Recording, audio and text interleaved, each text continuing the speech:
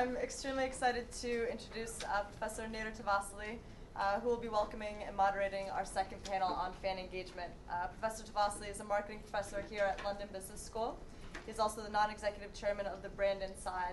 And for the past 20 years, Nader has coached, consulted, and taught executives ranging from high-tech startups all the way to global Fortune 500 companies. So we'd like to jump right into it. So Professor Tavassoli, take it away.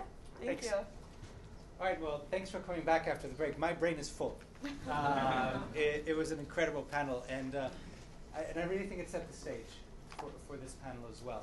It's it's also an interesting week to be having this panel, as we heard the great Sir Alex has retired. And one of the lines that really stuck with me, that I kept on reading in the press, is he didn't just go about building a team. He built about building a club. And if you think about it in the commercial world, we're not just there to develop products and services, we're there to develop brands. And I think Manchester United has achieved that with flying colours. And so that's, in some sense, the backdrop to this panel in terms of building a brand. And how does one go about that? And I think one of the focal points will be really this issue of deep customer insight. And what we heard in the panel before, which is really a theme in this sort of cross-border fan engagement, we really have to understand what it means to be a fan and what we are competing for. We're competing for leisure time, the leisure dollar, which is very, very different than other kind of expenses. And so that means you're also competing against very, very different industries, not just different sports. And we heard that loud and clear in the panel before. But we also heard that, expanding internationally, these fans have a very different relationship to the sport and also to the club. I myself grew up in Hamburg, Germany. So that's my team, and that's the team I've been crying with for the last 20 years since I left Hamburg. But I've also adopted Arsenal, which is now a true Arsenal fan can't understand it. I mean, how can you follow two teams? That doesn't exist, right? I mean, that's not the kind of relationship you can have. So there's different layers of relationships you have to the sport and to the team, and the challenge here is how do you build those relationships, and then how do you monetize them as well in order to help build the club and to reinvest in the club. And what I heard from Tom Fox was fantastic because at least on one metric, Arsenal is beating Manchester United, because Manchester United, if you look at their prospectus when they went public in the fall, they claimed that 680 million fans worldwide. Now Arsenal, I heard, only has 450 million, but Manchester United makes 400 million, so that's only about 2/3, right? About 65 pence per pound per fan. That's all they make. Arsenal makes a whooping 75 pence per fan per year, right? But if you think about that relationship, it's incredible, right? This passion for these teams and people saying I'm a fan, yet you're only making that small kind of amount. So my tip to Tom was, have a fundraising campaign, fan-based, £1 per fan, and buy Messi. And that's the challenge. But these gentlemen are going to introduce themselves. I think the format worked particularly well from the panel before, about 5 minutes each. They'll introduce themselves, a bit of background, if you will, because they're coming out from different perspectives, from a brand, from a sales perspective, from a data perspective. If we will just maybe go in order that you're seated, and then we'll invite questions as well. So we'll start with Joel, then Antony, Matt, and Richard after that. Cool, thank you. Hello everyone, I'm Joel Seymour-Hyde. I'm the Vice President of Strategy for Octagon across UK, Europe, Middle East and India, so I hopefully bring a bit of a global perspective to this evening. Octagon is one of the largest consultancies to brands in the world in sports sponsorship. So our job is very much on the brand side. We advise brands on the acquisition of sponsorship rights and then the activation of those rights. So to talk about cross-border engagement with fans, I'll take it from the brand angle in terms of what does it mean for brands to be cross-border, why is the globalization of sports so interesting for brands, and what are the key trends that are happening there. I think the first thing to say is that we've seen media proliferation, everyone has talked about it, has changed the dynamic in terms of the importance that sponsorship has played in the marketing mix for brands. So now many brands are using sponsorship as not as a nice add-on to their marketing strategy, but a fundamental part of what they're doing. If they're trying to drive awareness in a new market quickly, if they're trying to build engagement, it's one of the key ways they will use their marketing money to do so. I think we see in soccer that's a huge example. So Manchester United are, no offence to the Arsenal fans in the room, but they are probably still the benchmark on using the brand of Manchester United to drive commercial revenue globally. So if you look at their last 3 shirt sponsorship deals, Aon, AIG, Aon, and now Chevrolet, none of those brands particularly had an interest in the UK as a sponsorship market or as a consumer market, but they've used the Manchester United brand around the world to grow their own platforms. I mean, we work with AIG. They've had some bumps over the last few years, I'm sure you're aware, but they actually got incredible success out of the Manchester United sponsorship. Then when they had their bump, they had to relinquish. Aon jumped straight in, and now AIG are back sponsoring the All Blacks, and I hope you don't mind about that deal. But yeah, we'll talk about that later. Yeah, but it's been again incredibly successful for them, and a really great platform for them to relaunch their brand on a global basis. So what we are seeing as a challenge, I think, cross-border is a differentiation between what we call elite sponsorship rights and smaller local rights. So there is a challenge, I think, with these big properties like Manchester United, the World Cups, the Olympics. They are driving huge increases in sponsorship revenues every single time it moves around the world. But even if you look at the UK post-London 2012, huge success for each NGB on a medals basis, but no real success commercially afterwards in the local market. So judo, badminton, hockey, those guys are not getting in big sponsorship deals. And that comes on to the next point really, which is about acquisition. And huge global brands now are buying global sponsorship properties because they offer efficiencies. So they allow you to buy access to fan groups around the world and then adapt your leverage campaigns based on where you are in the world. So you can acquire rights to the World Cup, and then you can activate that in many markets around the world, and our job will be to be in those markets with those brands and do that for them. So that leads on to the next point, which is if you are acquiring a global property because there are efficiencies and it allows you to reach your consumers all around the world, then can you just do the same activation in 20, 30, 40 different markets? And the answer, on most cases, or certainly for a good sponsorship activation, is absolutely not. So we're seeing now much more tailored, integrated activations and marketing programs operating in different markets. So if you are, football is an easy example to pick because everyone knows about football, but if you are activating football in Western Europe, it's a very mature market, you're going to focus very much on the team and promoting association of the team. If you go to Southeast Asia, for example, you may look much more towards individual iconic players as your platform to activate, because actually there's a relative fickleness to that fan support. So these stats we hear, United in every sales deck they present, every year the number goes up, how many fans they have. But fan is a very loose term. It's about, they've had a like on Facebook, or they've had one positive conversation. They're not, how engaged they are as fans is a big question. So if Cristiano Ronaldo moves to Real Madrid, he takes a lot of fans with him. So in those markets, you're going to channel your activation in a very different way in how you do things. And then if you move over to Australia or the US, where football's a much more of a participation sport, again, you'll think about your activation being different there. Not really about an iconic player who no one's heard of, but thinking about how you can use grassroots sport.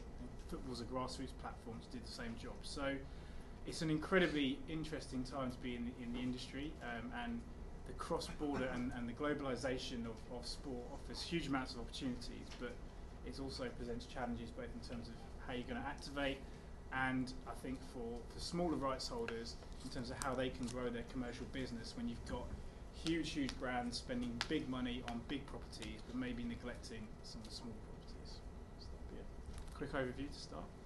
Okay, thank you. So complexity, not just on the fan base, but also on the customer side, on the other side. How do you link those more fragmented audiences on both sides? Antony. Okay, my name's Antony Marcou. I'm Group Managing Director of Sports Revolution. Just to kind of build on some of the themes that were built out, that were coming out the first panel that we can kind of build on for here. globalisation and social media are two phenomena that are happening simultaneously, and the genie can't be put out of the bottle, can't be put back in the bottle. So if you think about how social is driving how rights holders monetise fans, how fans themselves are engaging with given sports, and you set that in the context of the entertainment business, then you got something quite interesting going on. I think I might have been the only person that was at the Euro basketball game on Sunday night, but a fantastic experience. I'm not a basketball fan, but going there, I was engaged, I was entertained, I was asked my opinion, and the whole thing worked really well. Let me just touch upon, as an example, how social media, and I'll use the example of football as well, is changing how people interact with their sport. You've got fans in Asia tweeting about what's happening. If you take Alex Ferguson's retirement, 6,000 tweets per second globally. Just think about that for a second. 6,000 tweets per second. So people aren't being asked their opinion, they're volunteering and they're engaging around a given subject. And if we take some of the things that Tom was talking about in terms of actually the model having to change and looking at how fans engage with their club, I would say, unfortunately, I'm a Tottenham Hotspur fan, but we have a situation where movement has emerged on social media. If any of you urge you to do it, I'd look at the hashtag 1882, all built around the resistance to the modern game. They want to stand, they want to sing at football.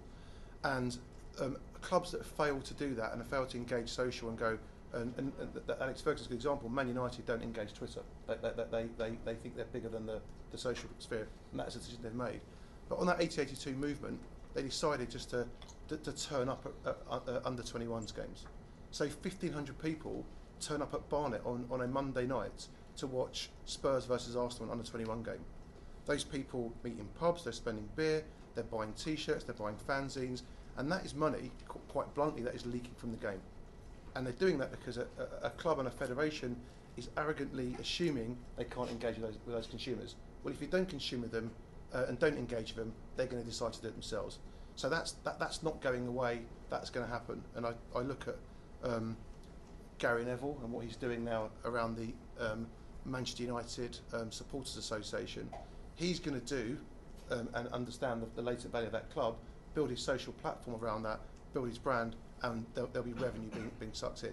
So there's some things for us to think about. The other thing I want to just add on is in a setting in academia, and I say this without any hint of irony, the talent pool currently, in my opinion, within sport is not as high as it should be. We recruit from traditional areas, and I take the point that Rick said. For a number of years ago, it was an ex-player who's then emerged into a commercial role, and before we know it, he's running the football club. I'm not trying to exaggerate to make a point. We're going to have to start recruiting from a different talent pool, right? If you look at the advertising industry, and I was trying to build on the point that Brett, they realised probably about 15 years ago that making 60-second commercials is dead, right? There's no Ridley Scott ads being made anymore because actually we're consuming second screen, third screen, and different ways. The sports industry is going to have to realise we're going to have to start, and commercial rights holders, that we're going to have to change our conventional rights model, selling rights, and understanding recruiting people from social, people that might have worked at Twitter, the emergence of an Apple TV, and convergence of conventional media is going to dominate. If you're going to do a TV rights deal, which is going to be a pull model from Apple TV, you're going to have to know something about how Apple TV works, how socially engaged and how you engage it. Currently, I don't think we recruit from that sphere. So for you guys, I think the future is definitely bright because you don't come with the same preconceptions as we do, and you're younger and you consume social. You get it. You've been brought up on that generation. So that's mine. 2 pence worth. Thank you. Okay. Good evening. I'm a Chelsea fan, and I'm still here.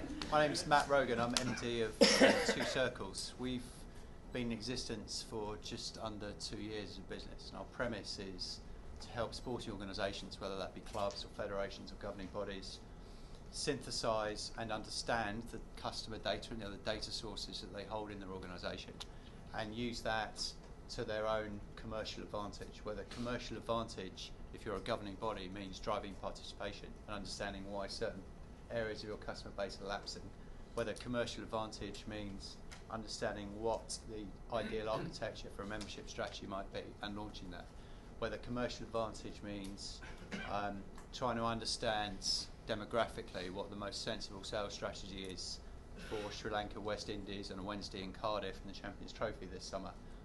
That's the world that we play in.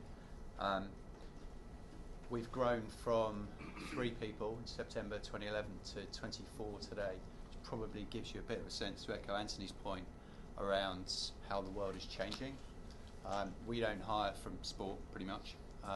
So the people who are here today from our organisation, we've got from dunnhumby, Tesco's loyalty card business. We got from Accenture. We got 2 engineers who've been responsible for developing the new standards for cricket helmets using their engineering backgrounds to understand what actually what velocity and what protection is needed when you're bowling quick. So we don't hire from a traditional talent pool, but we are interested in becoming somewhere like this, which says something.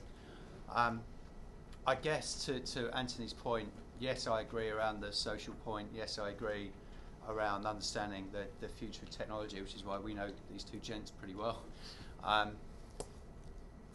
Fundamentally, though, I guess it comes from a standpoint of saying, well, all that stuff is all well and good, but it actually, Tom said it earlier on, right insight, right message, right customer, right time, and reacting to the feedback that they consciously or subconsciously give you against that.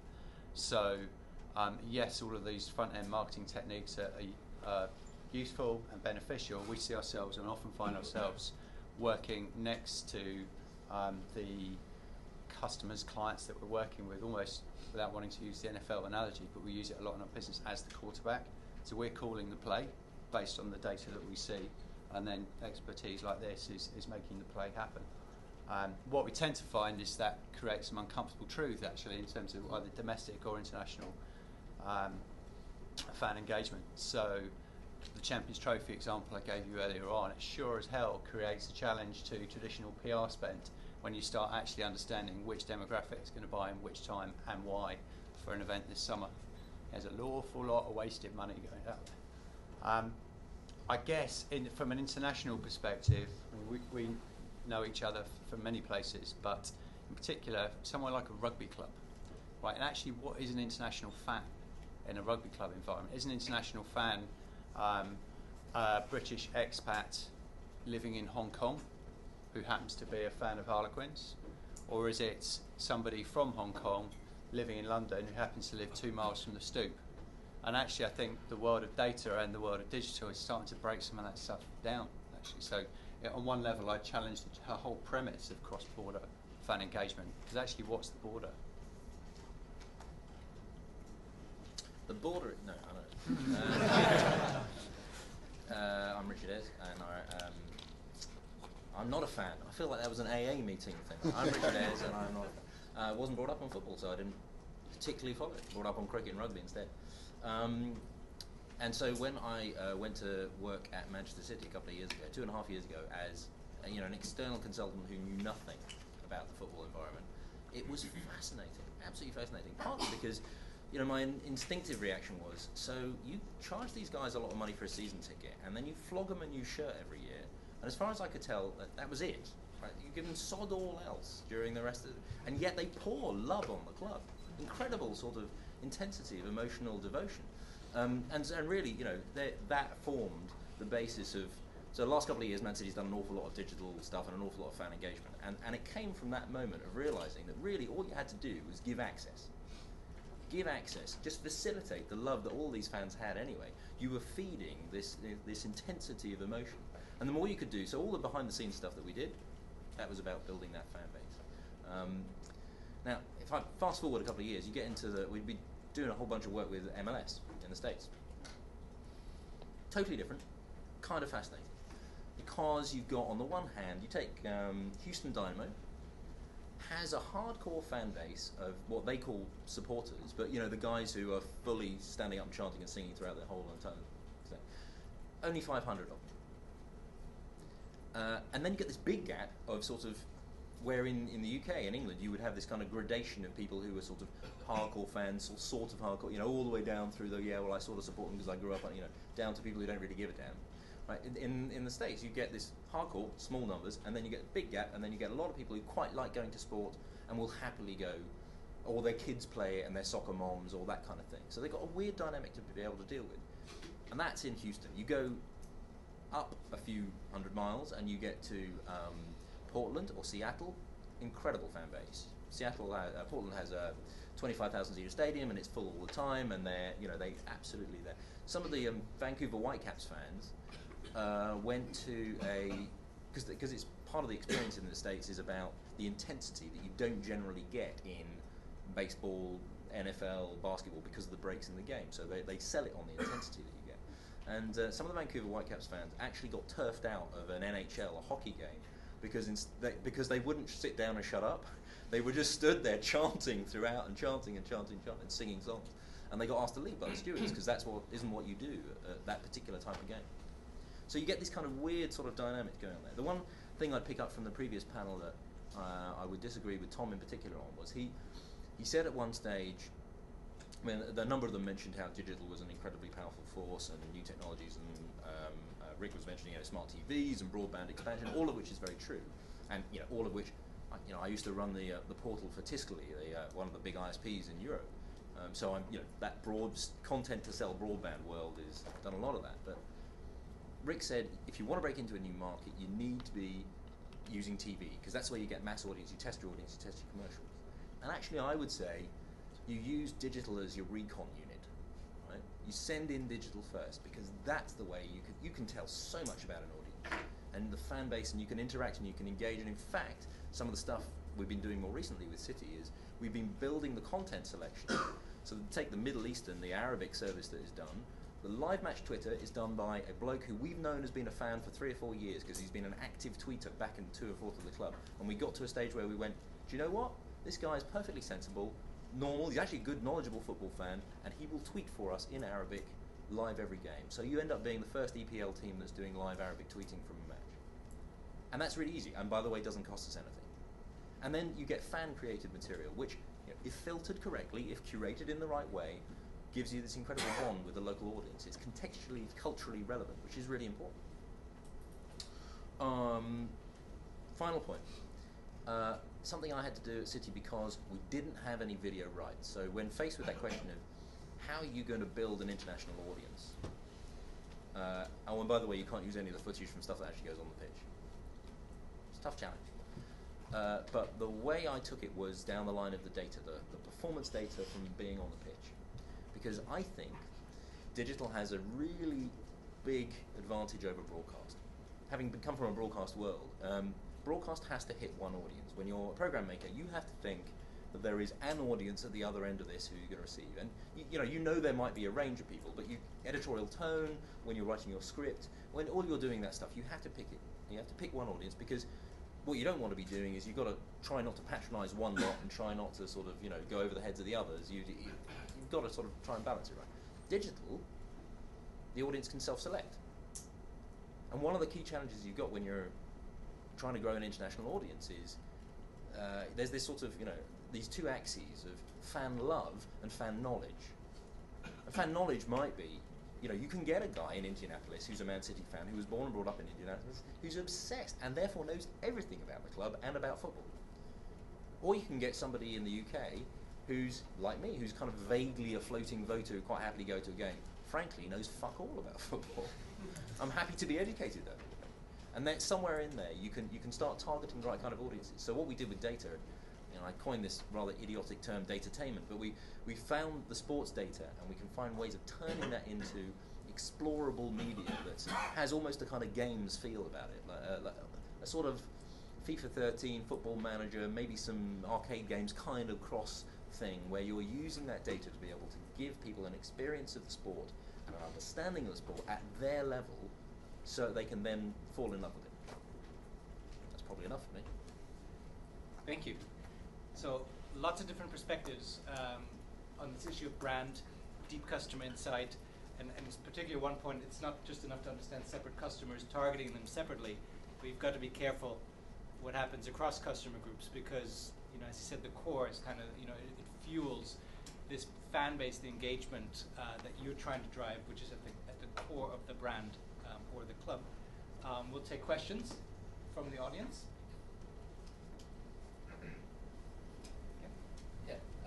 Richard Gillis from the Wall Street Journal.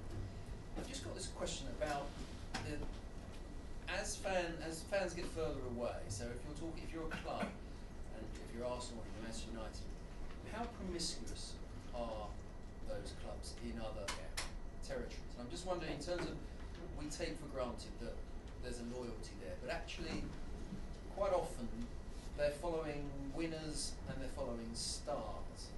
And I'm just wondering about the club loyalty bit, and it's probably a question I should have asked Tom earlier, but he talked about, and he used a great word, belonging, which is one of those great marketing words, but I'm just wondering how that looks if you're talking to someone in India, in China.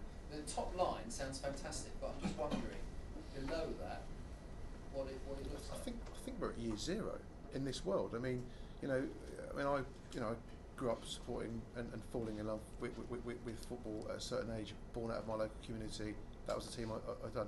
But in a globalised world, when we're on Premier League footballs around the world, the reality is they're just not going to have that same level of engagement.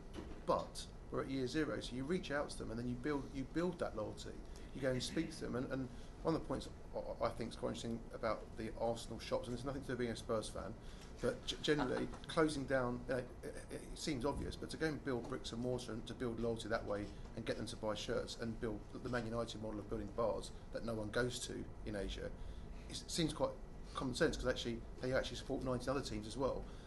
But you go out there and you reward them. So your Arabic example, you go out there and you find a guy in Indonesia or a girl in Indonesia that's got 30,000 followers and they're passionate about Man City. Well, you're either in the tent pissing out or you're out the tent pissing in, and you build loyalty by giving them stuff. Come and meet. Until yesterday, Mancini. Come and sit on the bench. Come and have a chat. We're going to give you tickets. We're going to give you some behind the scenes. That builds loyalty, and they're your biggest advocates. That's far more cost effective because it's free than building shops. Now the loyalty thing, the reality is that's going to take time, and the game is global. We've all got to accept, and not just in football, but in basketball, in rugby, that actually you're going to have to give up part of the price. Is we have to give up some of that if you want global revenues and you want global fan base. But the reality is, of course, you're not going to be as loyal as a guy from Crouch End who supported Spurs all his life. That's me. I just wonder if it's the same. If it's sort of loyalty looks like product loyalty. So we're loyal to brands, and whether it's the same relationship as that. Sport plays very heavily on passion and relationship. I'm just wondering, because Octagon come out with their passion driving thing, and that says that it's all about stars and in faraway places. Yeah, I think you got to be realistic. It's fickle. So, of course, there are dedicated fans all around the world of a team, but nevertheless, why do Manchester United have more fans than anyone else? They've won 13 out of 22 Premier League seasons. So, success on the pitch will certainly drive popularity of it and that loyalty, and you can use that as a platform to build in those markets. But there will always be floating fans. I remember I lived in India for a year working on the IPL, and it was interesting to live there, see the IPL, and also watch live football, because Premier League was actually, and Rick made the point about the increase in Premier League rights in India. It is very, very big, but I would say to locals, so who's your team? And they'll say Manchester United. But I do like Arsenal as well, and Chelsea are very good, and that's fine, And I think from a commercial perspective, there's no problem with that at all. There's no rule that says, but if you're 1,000 miles away from where a team is, you have to only have one team you enjoy to watch. The commercial point is that if you're selling your brand, as as Tom said, doesn't like using the word brand for a football club, but if you're selling it to sponsors, then that's what it is. If you're selling your commercial reach around the world, then it doesn't really matter if that fan isn't that loyal, as long as they are engaged with you at that time. Even 5 years' time, the model moves a bit, it's okay, you've still sold your property to a brand who's looking for global reach. So you just got to be realistic about what a fan means. I think mean the same thing. There are 3 points I'd make on that. One is promiscuity I think is fine. I think we're biased to it, and we need to be really careful about our bias in the UK, we live in an incredibly intensely football-dominated media landscape, social landscape. You know, you are at some stages in your life as a London male treated as a pariah because you don't have a football team, which is just weird, really. But you know, we don't treat that as weird. We go, oh, that's perfectly normal. Of course, you should have a team. And I get branded as, oh, well, you must be an Arsenal fan because you live in Highbury.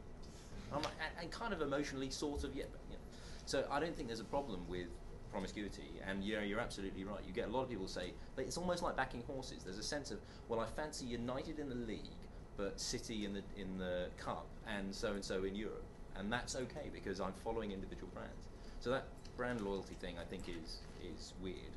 I can also, not surprisingly, I mean, Facebook fan likes, right, the lowest form of human commitment there is.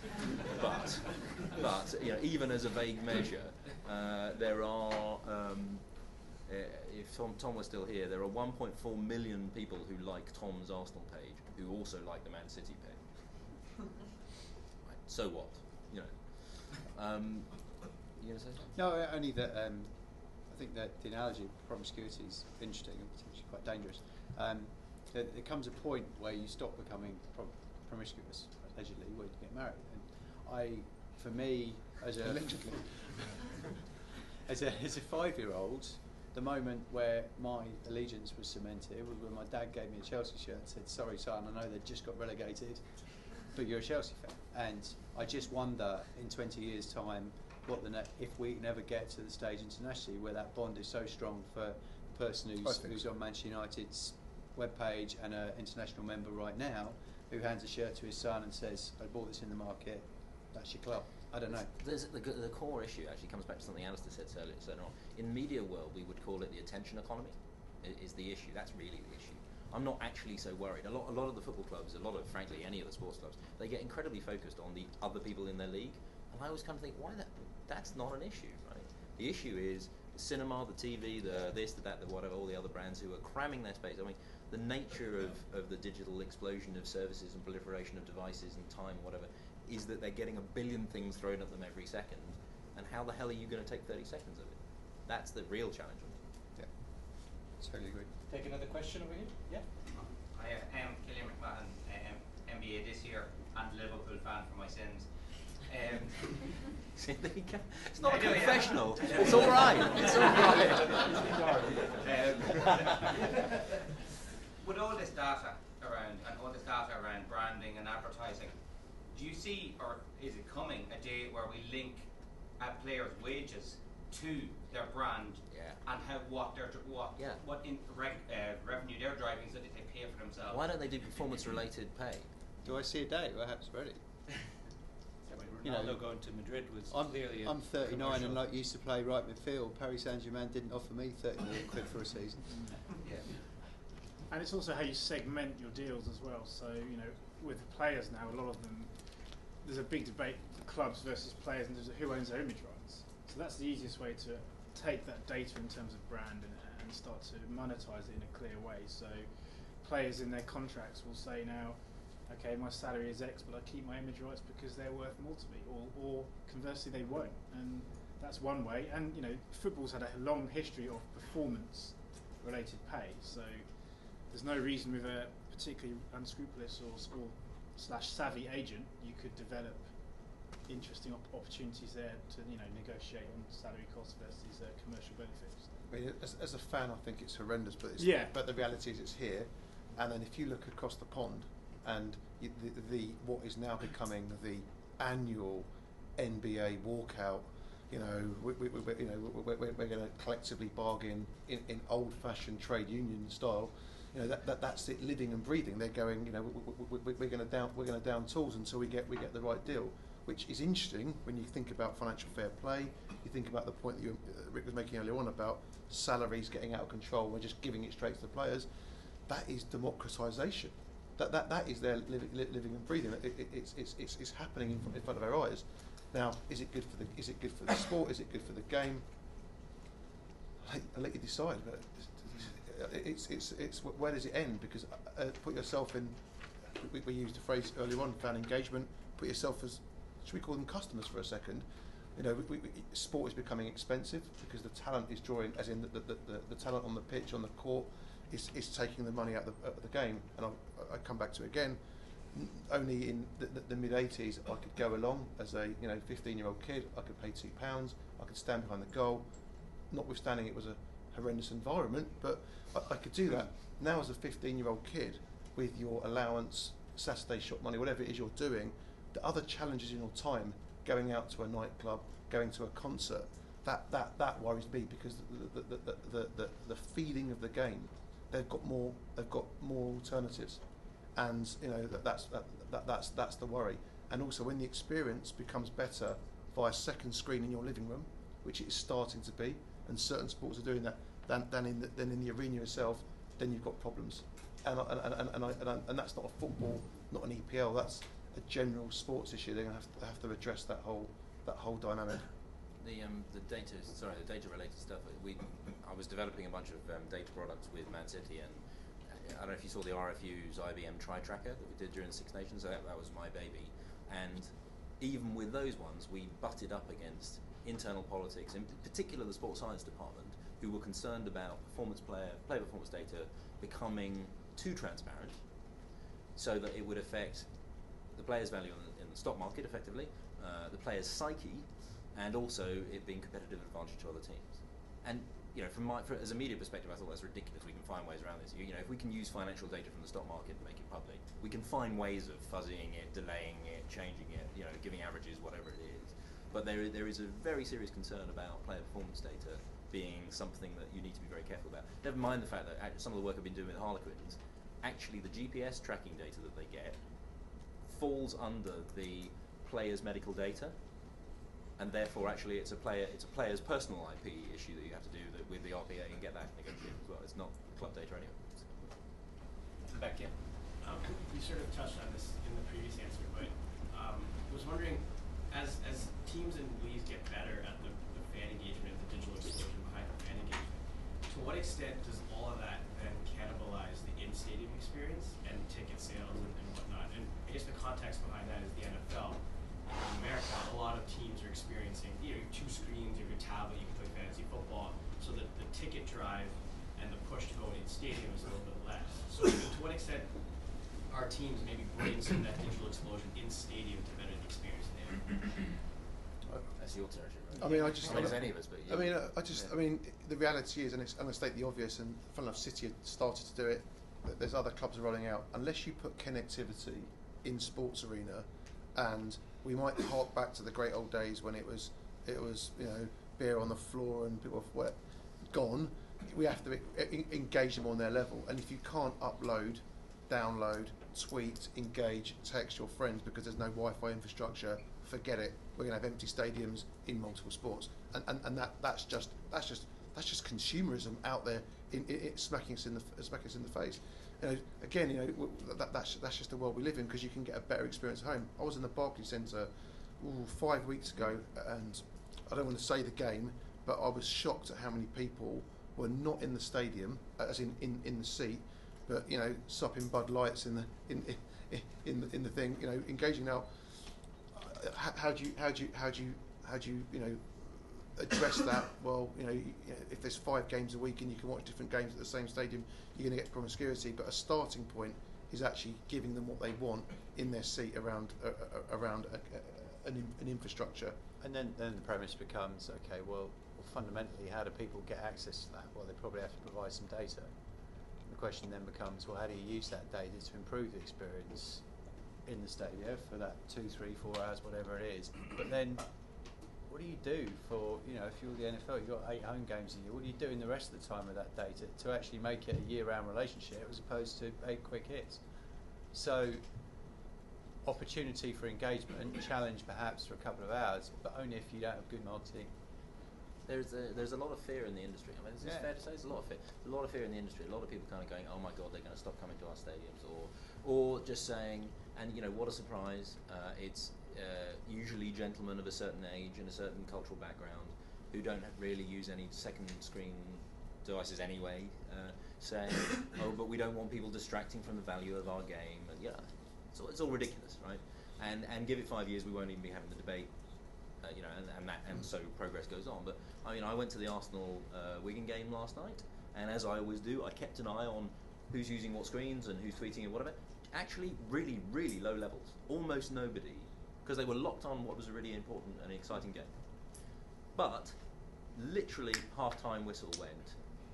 Hundreds, thousands of people in the pocket took out a phone, and of course, all going, "Oh fucking hell, I can't get a network." But that was the moment where they could have been sharing the experience and communicating, and from the club's point of view, marketing and ordering and buying the next, all that sort of stuff. They kept pushing the memberships just open, go to this URL message on the thing, and yet nobody in the stadium, even those probably 30,000 people who reached for their phone, not one of them had a message on their device. I mean, I'd pay for that as a fan. So how many miles did someone run in that half? Yeah. Actually, because that is the data theory is enhancing your experience. Because the guy behind you saying, "Well, he's rubbish," and well, actually, is he? I'm just looking at this here. He made the assist, and actually, that adds the experience. Just one thing I want to add about your point about data and a force for good. So if you look at pro cycling and you look at the Garmin team, they make Garmin cycle computers, right? You can see what Ryder Hagedal is doing, his stats, and what is happening. Now that is actually is a way of using data and consuming it and engaging with the sport is a gold standard. And by the way, it's probably more effective in combating drugs cheating than anything else, because you're looking at the wattage and going, it is unsustainable for someone to do that long. And as that data becomes available, that is a force good. But it's how you use it, how you merchandise it. I mean, I worked for MTV for 5 years, through sort of early noughties, and effectively was at MTV as iTunes came out. Let me tell you, in any industry that I've been involved in, standing in the way of what technology enables you to do is rarely, and believing that your product is sacrosanct is rarely a good idea. I'd also just add that from a stadium experience versus the TV versus stadium, the two are intrinsically linked. If you don't have a great stadium experience and you have empty seats, you can't sell your product to TV, and then it's a vicious cycle. So, again, one of the reasons the Premier League was so successful was it was a great product to sell abroad, because there was atmosphere, there was noise, there was crowds, and that made it compelling for people to watch on TV. So you have to get both right, and if people are demanding for technology to enhance the experience at the stadium, if you don't give that to them, they'll walk away, and then your TV product suffers anyway. So they're all together. And obviously you can monetize it as well, right? Sell it to a sponsor. Well, you can sponsor the stats. The Energizer Buddy can sponsor the miles run. That's easy. So, in the back. So, kind of feel sorry for all the other sports when we talk tonight about the major American sports, the major European sports. From your perspective as marketers and big data, I was just thinking about then the only one real success I think in the last sort of decade would be the Indian Premier League that's absolutely come out and crushed cricket professionally and built a big brand. What's coming next? What's going to come and compete against all these other sports that have got so much momentum, so much money that they can build this global brand? Is there other sports going to be able to compete, or are they slowly going to die? Tough Mudder. Does everybody know Tough Mudder? Yeah. Endurance sport, in terms of participation, you're the participation expert, right? Participation sports are the thing that are growing like crazy, and Tough Mudder is, an amazing business. And fundamentally, they really implicitly understand customer engagement and customer experience in a way that professional sport has yet to grasp. Some of the work that we're involved in together comes from a position of, right, who is our customer base, where do they cross over, what do they do, how do we compete with the Everyman Cinema membership offer that's also happening and out and about in the area in which we're offering a proposition, and given that, what do we create from scratch that's going to be compelling to a high net worth audience that we know this prospective sponsor is interested in? Because the benefit they've got is every day they wake up in the morning, they've got a blank sheet of paper. So it's sports that have the agility to start from scratch and work out what the proposition is that works for customer and sponsor, as opposed to operating in a legacy world of this is what our product looks like. If you think about cricket, it's probably the most traditional sport available, and they were still able, in the UK where it started, to innovate that sport in such a way that it's completely reinvented itself, created a new form of the game, driven $1 billion TV deals in India, and that's a very traditional sport which is only played in the Commonwealth. So if they can reinvent themselves in that way, then there's no reason participation sports, swimming, cycling, things of a huge base of interest, could not be innovative and think of ways to solve problems they have. So I mean, it's all connected to what we're saying. If you accept there's a global universe of viewers, and everywhere's got a niche. If you just take your old world of broadcasting, yes, BBC One, ITV traditionally drove viewing, but you've got 900 odd channels on the EPG. Everyone finds their niche. If you take that on a global base, where effectively we're all going to be consuming it off a web platform on TV, we can go in and pull down what we want at any point in time. Everywhere's got a chance. And again, I'm slightly biased. I think the pro cycling case is so compelling of how they carved out a niche. They used data, they built a brand, and Sky, as a brand, not as a broadcast platform, pushed and created that. That gives hope for anyone. Again, just my experience on Sunday night, I thought basketball as a consumer was a fantastic experience. And I kind of thought, you know what, I'll take my family here. This is quite a good place to be. And I think when you've got a global canvas and everyone can participate, everyone will find the niche. And again, that's everyone selling their sport. I think it's just a more even playing field now, arguably. I went to see a band at Shepherd's Bush Empire 3 weeks ago that I discovered on YouTube, don't have a record label, distribute their content on iTunes, have absolutely zero cost base, and now it's selling out 2 nights at Shepherd's Bush Empire, and they're American. Right? So don't tell me triathlon can't create a viable economic model. Don't tell me modern pentathlon can't create a viable economic model. But it comes from understanding where's our customer base, where are they distributed, what's the method of content distribution. Because if we believe Rick and the Premier League are going to be retailing direct, not long, it's not going to start with the Premier League. It's going to start with bright people, the same bright people probably who are managing that band. Another question? If I may I ask a question to the panel. I mean, what's interesting here is thinking about the role of data. We've heard that data enhances the experience. It adds to the experience in some sense, with statistics, for example. It certainly is there for commercial success, where we can understand the customers, offer them different things, convert them into revenue. One thing we haven't mentioned is the whole trend in how it enhances team performance, Moneyball, where there's been a real revolution. My question to the panel is, you're sitting between the clubs and the fans.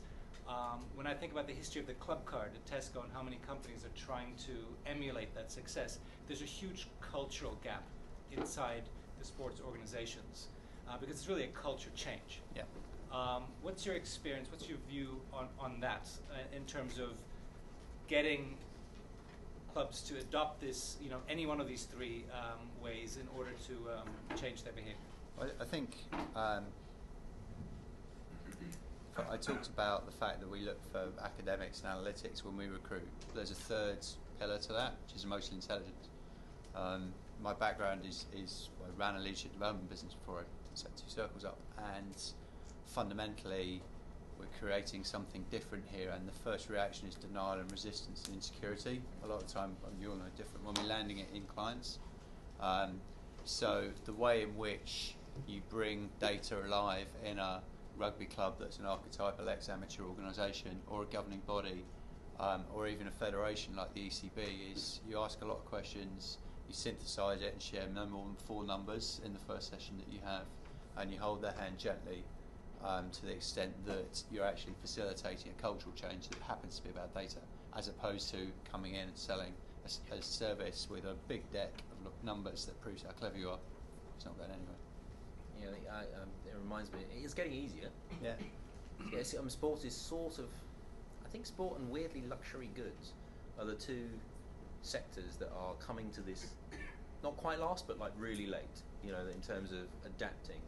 And maybe it's because they weren't in crisis, because they've got plenty of passion and devotion and people who are happily spend loads of money on their product. And maybe it's only now that they're getting to the point where globalization requires them to, accelerate more or something. I don't know. But I was hitting my head against this particular brick wall in the BBC in 1995, working on the Today programme and trying to get John Humphreys and Jim Nockley to give me their stuff so that I could put it on their first website. Right? And the BBC now held up as the paragon of virtue when it comes to being digital and everything else. The BBC went through years of this stuff. We did probably 10 years worth of culture change to get people to a point where they accepted that it was normal to communicate over the internet and to be using websites and using data and using all that stuff as a standard part of operating procedure. You know, and just because they did it first, I mean, you know, you look at the music industry. I'm so sort of annoyed by the short memories of people when people from the music industry stand up and talk about all the amazing stuff they've done with digital, and you kind of go, yeah, but you spent 10 years fucking it up. Because they spent all that time screwing up the models and trying to change DRM and all that sort of, and they went through the same culture change thing. So the good news, I guess, from a sports point of view, is that I think there's two things. One is because there are so many more examples, right? There's so much more of an acceptance that this is important and powerful and social media is there or whatever it is. That's one good thing. The other thing is that I have generally found that people in sport, managers in sport, are better to work with. You know where you are with them quicker, right? They're either on the side of the fence that they're not up for it, they're not interested, CEO is not a believer. Fine, great. And he'll tell you pretty quickly that's good. Or, and maybe it comes from a sports psyche that's about understanding the nature of you do this, you train, you win, you lose, right? Maybe, I don't know what it is in the psyche, but there is something about the chief execs inside sport is that when they do get it, boy, do you get accelerated towards the target. They have a real sense of, right, so you need to do this and this and this, and then we'll win. Great, let's get on with it. That's powerful. In answer to a kind of direct question, I think there's an irony here, because sports federations in particular and sports clubs are exceptional on what I would call the sports performance side of their business. I mean, really are understanding themselves, how people run, what they're there. And please don't, I really mean this, please don't tweet this. I met Peter Kenyon 3 weeks ago, who was chief executive of two of the most successful clubs in the Premier League, Chelsea and Man United over his time. He's now running a player fund, you know, as in it's hugely successful, and in terms of, you know, investing in players that are then sold on, gives clubs liquidity. That's almost a byproduct. How does he make purchasing decisions on a player in Bulgaria that he's never likely to have seen? And actually, data plays a huge part in that, because it just mitigates a load of the risk. And player trading, you know, is going to be still in most sports is going to be way more than any sponsorship deal. In reality, you know, selling Gareth Bale, which I'm sure will happen, will be £80 million. Spurs are likely to do their shirt deal next year at £15 million. Come on. So they actually use data on the performance side extremely well. Actually, you know, church and state need to come together a little bit more, and actually that'll become hugely powerful. One thing I would say, after kind of four guys, you know, been talking about social media, the linear TV model is still alive and kicking, right? You know, appointment of view of a great sporting product will make people sit down in one place, and the whole concept of time shift will be less there. So let's not say that's completely dead. It's still absolutely live sporting events, live sporting, best drama. It's still there. So I don't want to go too far the other way. So I mean, to that point, you know, the fantastic Olympic sport we saw last summer, right? Which is, we can all remember 4 or 5 things that we saw live that coalesced us with mates or whatever in a completely different level. And yet the most watched video online on BBC Sport at the Olympics was the German guy screwing the dive up. Different things. Right? We just got to keep that in mind. All right. Well, I think we've come to an end of a great evening. What I'd like to do is, I've been at business schools for over 20 years, and one thing I love about business schools is the students and what they can do. And this event was student organized, student run. It's been a privilege for me to be here. So thank you so much. It was an absolutely fantastic evening. I think we have a reception following. Harriet, do you have a word to say then? So thank you to the students and the panel as well. Thank you.